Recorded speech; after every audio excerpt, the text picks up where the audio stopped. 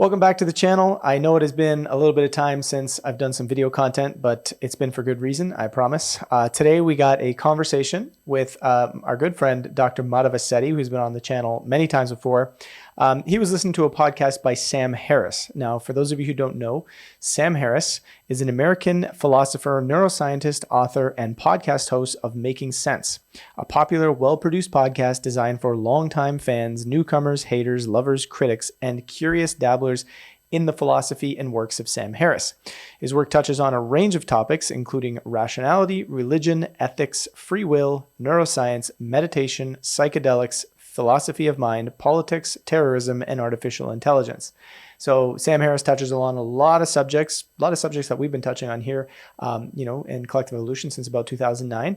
But he's coming at it from a bit of a different lens, not only through his experience of life, but also through the way he is a little bit more in touch with engaging with the general mainstream narrative out there, or the orthodoxy. And he did an episode of Making Sense recently called A Few Thoughts About RFK Jr., where he critiqued a number of things that RFK has said, and ultimately kind of concluded that, RFK really shouldn't be platformed. Now, Madhava listened to this podcast and he wanted to have a lengthy discussion about this particular issue. He did write an essay on this, which you can check out here. You'll see a link in the description below. But we're going to discuss a number of the key points as it relates to this particular moment of Sam Harris kind of showing how not to make sense of a situation. Well, Madhava, welcome back to the show. It's good to have you back on. I know you just wrote this piece on Sam Harris called Faking Sense, the rise of pseudo-intellectualism in our society. What do you got to say about this? Well, as we know, Sam Harris, first of all, let me start this way. For those of you out there who have followed Sam Harris and believe that he's sort of gone off the rails, I want to first say this. When I listened to this podcast that attacked RFK Jr., I was riled up, honestly. And I want to make sure that we first don't start off by being angry. Because right from the jump here, I want to say that Sam Harris is doing us a great service, actually, by exposing the deficiencies in the intellectual sphere, if you will, in actually making sense. That's why I called the piece Faking Sense. Sam Harris has a popular podcast called Making Sense, which is rather ironic. And if there are people out there in the audience right now that are big Sam Harris fans, I'm glad you're here because, you're actually the people I want to talk to about how I see Sam Harris's ability to make sense of a very complicated topic. Mm-hmm. Yeah. And I think this is important because ultimately at the end of the day, I think to some extent, we as a collective are still looking kind of to the sense makers, the people out there that are supposed to make sense for us, and we're kind of just listening along. And I think it's important that we really build that skill of doing it ourselves, being in the mix as much as anybody else. That's right. Look, this podcast that he made called A Few Thoughts on RFK, I believe it's called, it's 20 minutes, and you can say a lot in 20 minutes. So, the article that I wrote on my Substack that just dropped last night laboriously goes through, almost line by line what Sam was saying and dismantles it and, exposes it for what it is in terms of, the bias that's there. So rather than, spending a lot of time doing that, I just want to hit the big points. And I think these big points should resonate with everybody because this is what we've been seeing over the last 3 years. For example, one of his biggest approach, his most important tactic in dismantling Kennedy is to first appeal to his audience with the idea that, look, this is a complicated thing and it's important for us to listen to the experts. Like, we don't want to get thrown into a place of suspicion because the experts know how to talk about complicated topics. And therefore, and this is his thesis, is because of that, we should not ever platform Robert F. Kennedy Jr. Because his thoughts and ideas, he thinks he says he's just asking questions, but he's actually driving a wave of suspicion. So, that being said, his big point here is we shouldn't listen to him not only because he's wreaking havoc with our scientific establishment, but he's not an expert on the topics that he's choosing to expound upon. And so we're left with at least one big problem with that, which is he seems to have not acknowledged the fact that there are experts on both sides of this argument, some that support Bobby and some that don't.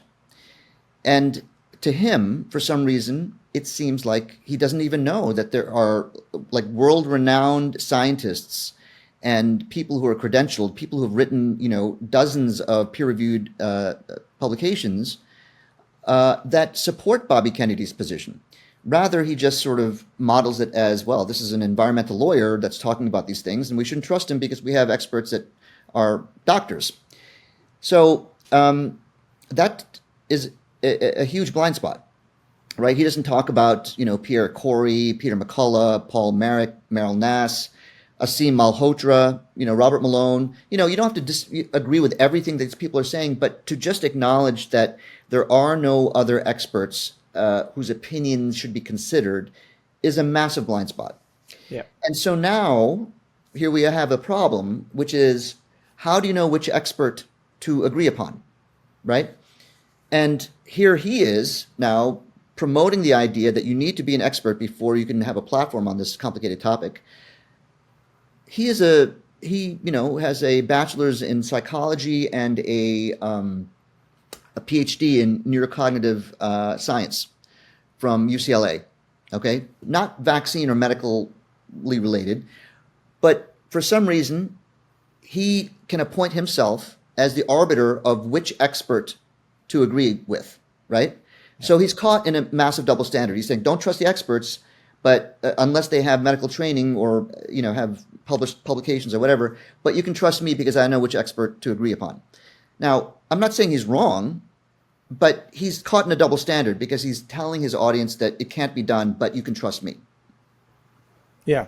Yeah, absolutely. And I mean, for those that are following along here, I think, the key thing Madhava is pointing out is at the moment, it's just looking at the way in which sense making is happening on this podcast that is supposed to be about sense making is instead of actually sense making, it's appealing to ways in which we can uphold the narrative we currently believe in. For sense making to be true and honest, there has to be a wholehearted effort, like deep down within a person's being, to want to land on the truth, and they have to have the courage and the willingness to go towards that truth no matter what they face in that process. And just reading your piece and listening to what you're talking about so far, I don't feel that from Sam. I don't feel that he's wholeheartedly trying to go there. There's something else going on, which I know you allude to later on in the piece. So why don't you continue going? Well, thank you for that. And he begins by citing all of the people who have given Bobby Kennedy a platform, who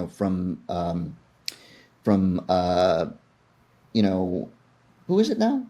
Jordan A lot of Peterson. people, right? We get Russell Brand, you have Kim Iverson, and he lists them out. Jordan Peterson, exactly, and he admonishes them in the sense that, look, you cannot bring someone like Bobby Kennedy on your show without doing the appropriate research and legwork. Otherwise, you're going to get bamboozled. You can't do it in real time. You can't tell if someone is lying in real time, and that's true. You can't. You can do some research, but it begs the question, like, what is the purpose of these podcasts? Like, what is the purpose of your podcast, Sam? Is it to bring someone on and just discredit them in front of an audience, or are you actually interested in what they have to say? And so he leaves it with that, and one would expect, if he's imploring these content producers to do their own research, where is the research that he has done on Bobby Kennedy? I don't see any of that, because his basic argument is he is not to be trusted because experts disagree with him. And citing the experts, he basically cites only one expert, which is Paul Offit, which, if your listeners don't know, he is a vaccine expert out of the Children's Hospital of Philadelphia, a place where I did some of my training 25 years ago. And he invented the Rototech vaccine. And basically, Sam Harris just says, well, he's the expert. We have to listen to Paul Offit. And of course, Bobby Kennedy has been pretty critical of Paul Offit. They've had discussions before.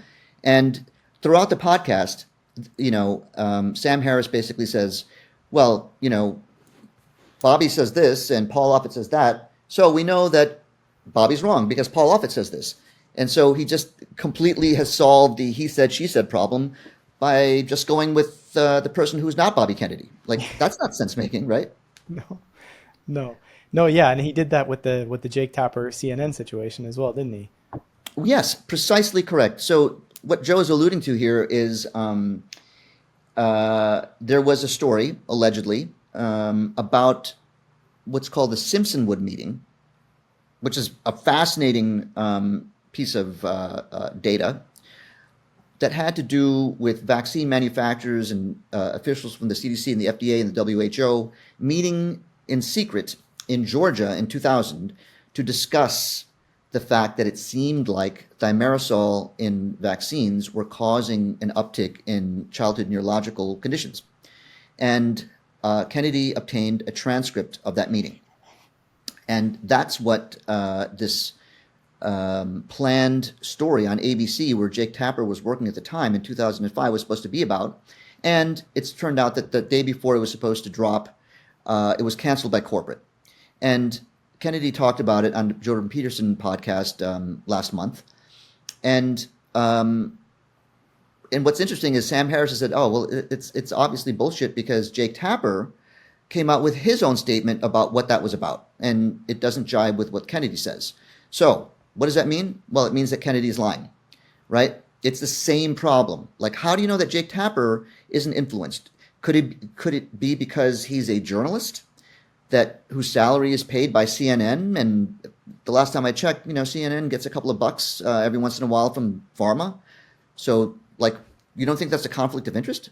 Like, how do you know that Jake Tapper is the one that's telling the truth, right? And it speaks to just how easily it is to deconstruct Sam Harris's sense making. There is no sense making here. He's just jumping to bias. Yeah. Yeah, it reminds me a lot of the conspirituality folks who we've spoken about a number of times. It's the same sort of behavior. And to be fair, conspirituality guys have written a book. I have not read the book yet. I do plan on reading the book to kind of hear what they have to say and probably offer a bit of a critique on it if one is worthy. But generally, I think what we saw with that is there's always a presumptive sort of conclusion before going into anything that whatever the conspiratorial position is or whatever the controversial position is already most likely wrong. And therefore we only need, to throw a toothpick at the pile to knock it all over. Whereas, they're not actually looking at the pile of evidence and saying, well, how do we rectify some of these things that just don't fit? You know what I'm saying? Meaning, like, when you have clear corruption or a history of corruption, and it's hard at this moment in time to determine where the corruption might be on an issue, but you have a history of corruption with the CDC, for example, how are you supposed to just say, well, yeah, but they're just not corrupt anymore, though? That was in the past, but now they're not at all, right? How do you just do that, especially when there's pieces of evidence that is already pointing to the fact that 5 years from now we'll be able to tell a story saying, see how corrupt they were? And this is the challenge is I don't find an honest effort on the parts of these people that, like the conspirituality guys or like Sam Harris in this case, to actually dig into the subject matter and look at the totality of it. They go to the expert who has a conflict of interest and then just believe them. Yeah, that's right. I mean, it's a failure of sense making, to just assume that someone is right before you even hear someone's arguments. They're faking sense at that point. What's that? They're faking sense at that point. They're faking sense. That's what I think he's doing. Absolutely right. Yeah, they're just assuming that this person is wrong before you hear what they have to say. That's called prejudice. Mm-hmm. That has nothing to do with critical thinking. That is sort of the antithesis of critical thinking, is to assume something first. And to go into this more deeply, the reason why Sam Harris believes that it's okay to assume that Kennedy is wrong to begin with is he cites all of the things. He calls it a pattern of misrepresentation of the facts. Hmm. And because Kennedy has this long pattern of factual misrepresentation, it is totally reasonable to say, well, he's like, we just basically everything he's going to say is going to be wrong. Yeah. So, if you, and now if you go and look at, what are these facts exactly that he's been misrepresenting? Number one, he is saying that cell phones can break down the blood-brain barrier. It's crazy, right? We have studies that go back into the 70s that demonstrate at the lower band of 5G, rodents opened up their blood-brain barriers to molecules. I mean, this is, it's 1977. And, you know, I've written a piece for Collective Evolution a few years ago that looked at the science. I mean, there's so many peer-reviewed papers that are talking about the dangers of 5G, not just, with cell blood-brain barrier disintegration, but tumors and Yeah. DNA damage. And these papers, at least one of them, is what the FDA used in their position with regards to the FCC. Like, should we keep going with 5G? And they say, oh yeah, well, it's completely safe based upon our analysis. They don't tell us what the analysis is, but they cite papers that actually demonstrate that rodents had clear demonstration of tumors of the heart and the brain when exposed to this level of radiation. So that is a controversial topic, which Sam Harris says, oh, well, of course it's wacky because everybody knows that 5G is safe. No, they don't. There's lots of people that say that 5G is a problem. Another example he uses is the fact that, that Kennedy says that autism is caused by childhood vaccines. That's a misrepresentation of what Kennedy is saying. Yeah. Kennedy is saying that in some cases, some vaccines may be the causative factor in autism. He's not saying that vaccines caused every single case of autism in this country. Yeah. So that is a misrepresentation of the facts. I mean, that's where Sam falls into his own trap. He's saying that Kennedy misrepresents the facts, but he's misrepresenting Kennedy. Yeah. How is that supposed to be a proof that he is not to be trusted? There's some other things too and he says Kennedy believes that the CIA killed his uncle, Jack Kennedy, in 1963. Obviously crazy, right? That's the minority position. Most people believe that there was a conspiracy, probably the CIA. And has he even stopped to think about the fact that, there are, thousands of documents that remain classified up through 1992. And it was at that point after the Oliver Stone movie, JFK, that there was a public outcry, like, why don't you show us what you got? And the release of these documents has been postponed and postponed and postponed. And now here we are 60 years later. Most of them have been released, but still there are some that have not been released. Why? I mean, isn't that a reasonable question for someone like Sam Harris? Well, why would they still not release everything? Everybody who may have been implicated is probably dead, so there's no harm. They're not going to be tried now. The only thing it could point to, only reasonable thing it could point to is the fact that these, whatever has not been released, points to proof of systemic corruption. Yeah. Basically what Bobby Kennedy is saying, So how does he miss that how does he use that to say, well, Kennedy is obviously off his rocker because he believes that there are conspiracies behind his father's and his uncle's assassination. So everything he's using to discredit Kennedy has a valid counter argument. Yeah. Well, and the other thing is it's like, let's say you did find a history of misrepresentation within Kennedy. I mean, I think we all can realize there's a misrepresentation of facts that's occurred within government, within high-level politicians, within academic papers. You have, some of the biggest journals, medical journals out there. You have the long-standing, leaders of those journals stepping away from the journals saying, yeah, 50% of the stuff that we publish is bogus, right? Right. The general point is it seems like our entire society has a history of misrepresentation of facts, right? And so why are we only pointing to some being, worthy of sneering at while the rest are, well, no, it's okay, right? And I think this goes back to the whole premise of the conversation is that we seem to be in a time where it's impossible to believe anybody, right? There's so much information everywhere where, there's conflicts of interest everywhere. And we have to, as citizens, as people, we have to be able to make sense, and we have to be able to dig through and see what do we do ultimately. I know, we had a conversation on this, but what do we do when experts don't agree? And Yeah. when it's hard to find out what the truth is, because it's not easy to do that. That's correct. It's not easy, and this is why I think Harris's message has some appeal with his audience, because he gives them an easy way out, which is to say you don't really have to do any research. Just go look it up. Just Go look listen at to the Paul experts. Upton. What? Just listen to the experts, Just listen to the experts. That's all you but have to do. only the ones that I say are worthy of looking at. Only the ones, precisely, only the ones that have, academic positions. And it's like there are academic, physicians that disagree with the ones that you pointed out. Yeah, But more importantly, I think it's appealing for people because they don't have to do any work. They don't have to go and look. They don't, just it's simple. Like it's so obvious that, scientific establishment is right in this case, even though they've been wrong before. But it allows people to just say, well, I don't know anything about it. Someone please tell me the answer. And that's why his message is resonant with some people, because they don't have to do the legwork. yeah, And what I like to say here is, he is also tacitly pushing the fallacy that the average person can't make sense of a complicated topic like vaccine science. And he's wrong.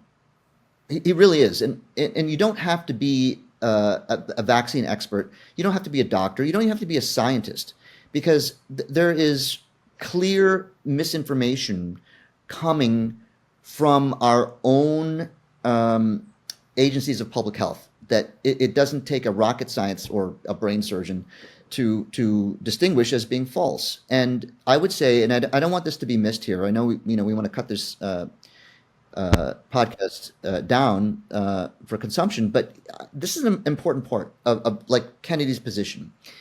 Kennedy is saying that he has proof that the HHS, the Department of Health and Human Services, has acknowledged that there are no placebo-controlled studies that test the safety of vaccines that are on the childhood vaccination schedule. That's an enormous statement, okay? And the reason why he knows this is true is that he sued them. He and Aaron Siri and Del Bigtree in 2016 or 17 sued the HHS, saying, can you please cite a study that shows that a vaccine on the childhood vaccine schedule has been tested against a placebo, a true placebo? I want to be very clear here, because if you go and like Google, placebo-controlled studies with vaccines, you're going to find a thousand of them. But they don't tell you what's in the placebo. Placebo means something different in a scientific paper. It doesn't mean saline. It means that you have an inert immunological substance. It doesn't mean that you're testing against placebo. This is an important distinction to make, because there are very, very few studies that actually used a saline placebo, something that does not have adjuvants in it. yeah, The adjuvants are what's being implicated as being the cause of side effects. So if you test it against something without those things, all you're doing is you're masking the potential side effect of the adjuvants. So how do we know that what Bobby Kennedy is saying is true? Is it true that there are no placebo-controlled studies? Well, here's what happened: is that the response that came from the director of the National Vaccine Program at the HHS says, oh, that there are plenty of studies, but she doesn't cite any. But then she makes the stunning claim that you don't need a placebo to determine safety in a vaccine. Now, that is something that every single person on the planet should strike. It should strike them as being at least moderately suspicious. How on earth are you supposed to know if what you're injecting into people will be safe in the long term if you haven't checked it against a saline placebo, something that is incredibly safe? And this basically dismantles all of the vaccine experts that lead with the idea that, why would anyone question vaccines? They've saved millions of lives. They probably have. They have, but you have not proven that they haven't caused more harm than good if you haven't done the placebo-controlled trial. You just don't know. I mean, it's not. You don't have to be a scientist to understand this, because yes, we can say polio has gone down and measles has gone down, but how do you know you haven't caused more chronic disease by vaccinating hundreds of millions of people? If you haven't checked it against placebo, you haven't. So that right away like dismantles the Paul Offit argument. Yeah, and I mean, to be fair, there's, you know, even the CDC themselves, I mean, they claim that, vaccines are responsible for only a tiny, tiny, tiny, tiny portion of why in developed countries polio went down and measles went down. I mean, most of it is all chalked up to sanitation and general better nutrition and all these sorts of things, right? And so, to talk about vaccines in developing countries versus developed countries is also a completely different discussion. I think this is why it's really important what you're alluding to here, which is in developed countries where there's extremely very, very little risk of having any of these diseases be a highly problematic. Are we potentially creating more problems with it, chronic diseases, and how do we know? And of course, we don't know. And that I think is the point a lot of people are making is if even the CDC says that the vast majority of these diseases in developed countries are gone because of something other than vaccines, then it may be a good time to say, are these vaccines really causing, issues that we don't realize? And why are we getting more and more and more and more and more and more of them too? That's another piece of the puzzle. Well, that is a extremely important point that Bobby has been making over and over again, which is, look, let's be very clear here. I mean, there is an explosion of childhood chronic diseases, and it seems to have started around the time that the vaccine program was expanded. Does that mean that's due to the vaccines? No. It's a correlation, but correlations like this that involve the health of hundreds of millions of people need to be cross-checked and examined for what they are. And the first thing you would have to do is say, well, were these vaccines tested against a true placebo? And no, they weren't. I mean, so it's a scientifically very sound argument to make. And for someone like Sam Harris, who believes that he's doing the world a favor by his ability to sense make, he's actually not. He's actually falling into the same group of people that he believes are being dangerous by not being thorough. And he's actually guilty of that, in my opinion. 100%. I can recall back to the 2009, 2010, 2011. I was significantly more convinced that, vaccines were causing a lot more issues than I would say my position is now, which is that I think it's a combination of a lot of factors, including vaccines, vaccines, just the lower quality food, a whole bunch of environmental factors, right? Like, a lot of the research between say 2012 and 2023 now that I've done, it expands and it makes it a more complex issue. But I feel like I've been able to be flexible in my position because I actually want to get to the truth, not just, protect my identity of not being a conspiracy theorist or, not wanting to feel like I'm a bad person by asking questions. It's like, no, I mean, let's get to the truth, whatever it is. And I just think more people have to be willing to do that and change their mind, whichever side of the spectrum they're on. If you're not, it's not just to do it for yourself, but to do it for a community. Like, if you're not doing that, I hate to say it, you can blame the mainstream media all you want. You can blame alternative media all you want. You're creating the polarization. You That's are right. the one doing it, right? Like, unless you're willing to go to the truth no matter what and set everything aside, you're part of the problem. Absolutely, you're part of the problem. It's one thing to remain quiet on it, but it's another thing to go out publicly and demonize people who are Yeah, asking questions. I mean, that's what Sam absolutely. Harris is doing. He's saying, don't give this presidential candidate a platform. And like, it should be pretty clear to everybody that if there were a problem with the orthodoxy, we would not know it. We would not know it if you can't actually platform someone who has a dissenting opinion. Of course. I want to make two more points here before we go because, Sam Harris, if you follow his work, he's got a remarkable story. I mean, he started off at Stanford and then had a brush with psychedelics and then spent 11 years, going to Nepal and India, studying with meditation instructors, doing Dzogchen, which is a Tibetan meditation practice, and then came back, finished his degree, and then went to UCLA and got his PhD. And he's become sort of an icon in terms of rational thinking. And a lot of the reason for that is that he was invited to debates with thought leaders in the early part of this millennium. And it's fascinating to me that clearly the rise in his popularity has been because he was able to showcase his thinking in these public debates. Yet he is the one that's saying that Kennedy should not be offered that opportunity. Yeah. So I find that very hypocritical. And, he may have a reason why, he's saying that Kennedy is dangerous. But that is the first point. The second point is that he's come across as this incredible rationalist. Like, you've got to go with the science. Religion is good, but you can get more out of science, and we need to go to the facts. And he's extremely critical of dogmatic thinking. There is no difference between saying that we know that the scientific establishment is right to begin with, and we know that anybody who contradicts that position, we know they're wrong. Why do we know they're wrong? It's because they're not saying what the establishment is saying. That's what's called dogma. It doesn't matter if it's about science or religion or anything. If you are unwilling to hear the other person's argument and you automatically label it as being wrong because it contradicts the belief that you have, you are stuck in dogma.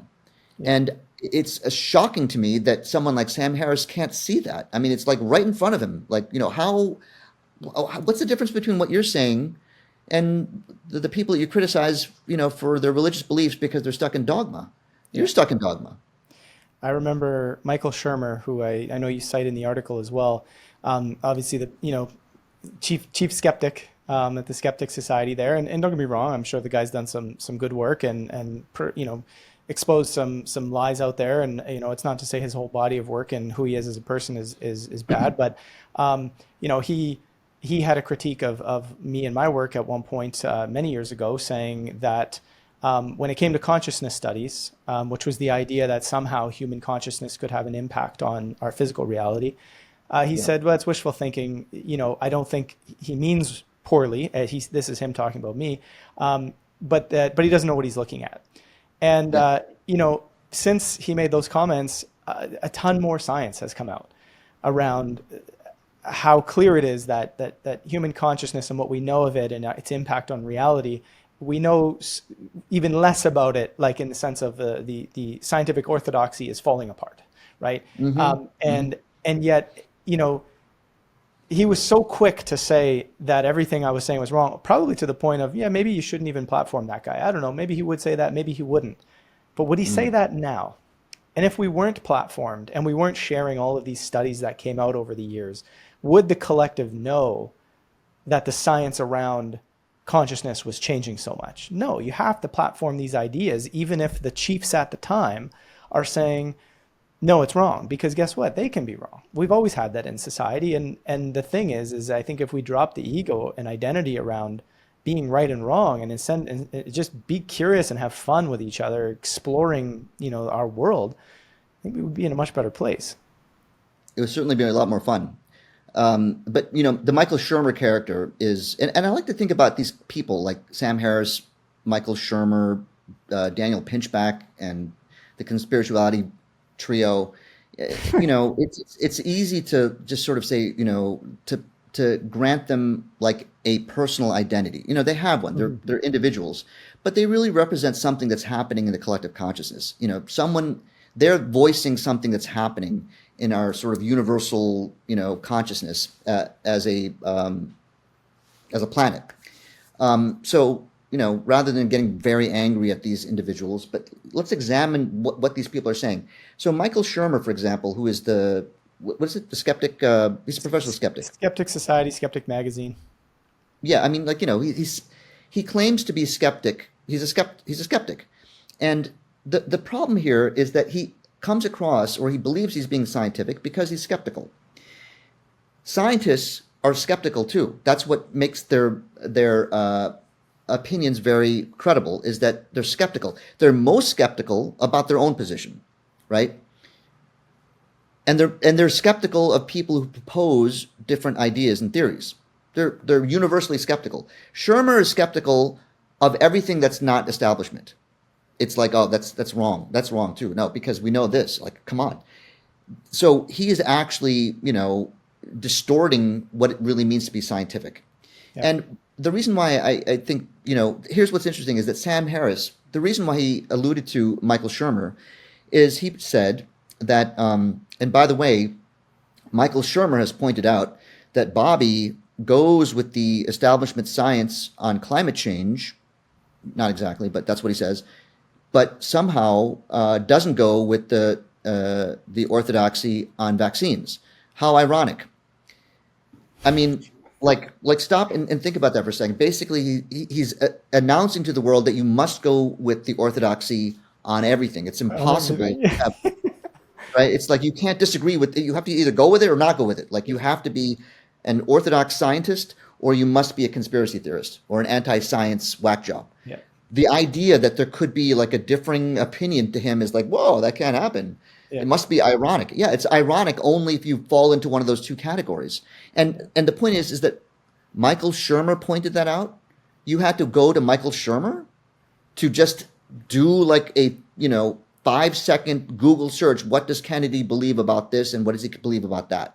Yeah. You know what I'm saying? It's like, does it what difference does it make if Michael Shermer did the Google search for you? I mean, it to me it speaks to absolute extreme laziness on Sam Harris's part, and he justifies it because he says that nobody can know. Yeah. You're not an expert, so why even bother looking? But let me tell you which expert, as a psychologist and neurocognitive scientist, on which expert to believe. We hit this before, but that's a huge double standard. Yeah, and to be fair, the same, I see a lot of the same stuff happen. Like, being in the alternative space for so many years, if you were to even say something that the mainstream media said that's established as a fact, well, that must be a lie. Mainstream media said it. And it's like, Right. it's not that simple. Like, come on, like, you know what I'm saying? Like it's, Mhm. and I think this just goes to show again the lack of critical thinking that is going on out there, just across the board. In any circle, in any I do think it's a minority of people, a very, very small minority of people out there that are actually trying to, deeply make sense in all ways. And I'm sure there's some social scientists out there who is saying, well, it's impossible to have people actually want to find the truth. And it's like, well, I don't know. There's a good chunk of us. Are we just the exception of the rule or what? Like, I think humans are capable of it. You just got to commit to it. You got to actually look inside yourself to find out why you're so resistant to changing your mind. And that's why it's a personal journey. It's an inner journey as much as it is just a cognitive one. Absolutely. I mean, someone should do a master class on this. It'd be very Please. helpful.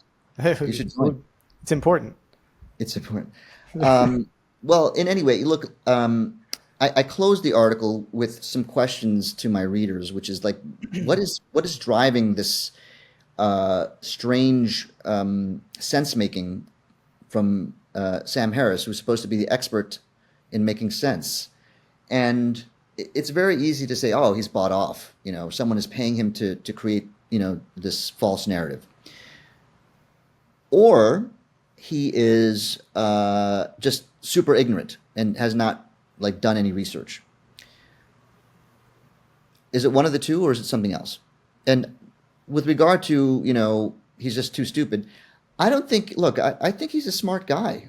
I don't think he would like jump on his, public platform without knowing that there is some evidence behind what Bobby is saying and it can't be dismissed. I also think that he would not be willing to simply spew lies because someone is paying him enough. I could be wrong. I know people probably disagree with me, or some people do, because that would be, potentially a career suicide. Because if you're supposed to be the critical thinker, and suddenly it comes out that you're taking money from a corporate interest, then you've lost all your credibility. So that's a big risk. So, the other possibility, and I think this is what's happening here, is that he realizes that his, his raison d'etre, the reason why he's here, is to speak to his audience and try to guide them and educate them. And he doesn't want to lose them. And he realizes that if he takes a supportive position on Bobby, he's going to lose a lot of them. And he may not even know that that's what he's doing. It's sort of a subconscious, well, I don't want to do that. What can I say thoughtfully about this without going too deep into it? I think there's a lot of that going on. What do you think? Yeah, I think that's part of it. I also think, we talked about this offline before, but just I think there's enough examples in society out there now, up to this point, where, you've seen huge platforms, whether it's websites, YouTube channels, podcasts, whatever. Obviously, I've been through this in my life, where, you had built an entire business, you had an audience, whatever. You say a few things that are not socially acceptable, that now are socially acceptable, but they weren't back then, right? Hmm. And you lose everything. They take away everything. So it's like, as much as we can talk about truth, we also got to talk about survival, right? And we live in a world where a barrier has been put around our basic needs that you now have to work to survive. We're wage slaves, right? So you have to do a lot to make sure you have a good life. And once you live a good life, are you willing to give it up? Right. And so I think there's a lot of that consideration. Do I want to lose my book deals? Do I want to lose my podcast? Do I want to lose this? And there's enough examples of like, ooh, that guy's life doesn't seem that desirable right now. So maybe I'll just take the easy route, right? I think that has to go through some people's minds. It absolutely must. But my criticism of him is that he didn't have to say anything. He could just keep his mouth Yeah. shut. That's my real issue with him. Yeah. Um, On this issue for sure. Yeah. I on this completely issue, agree. yes. Yeah. Well, that's it. That's all. Be sure to check out Madhava's piece. There'll be a link down below. And as always, great discussion. Yeah, great discussion. Nice to see you, Joe. Thanks Yeah. everybody for tuning in.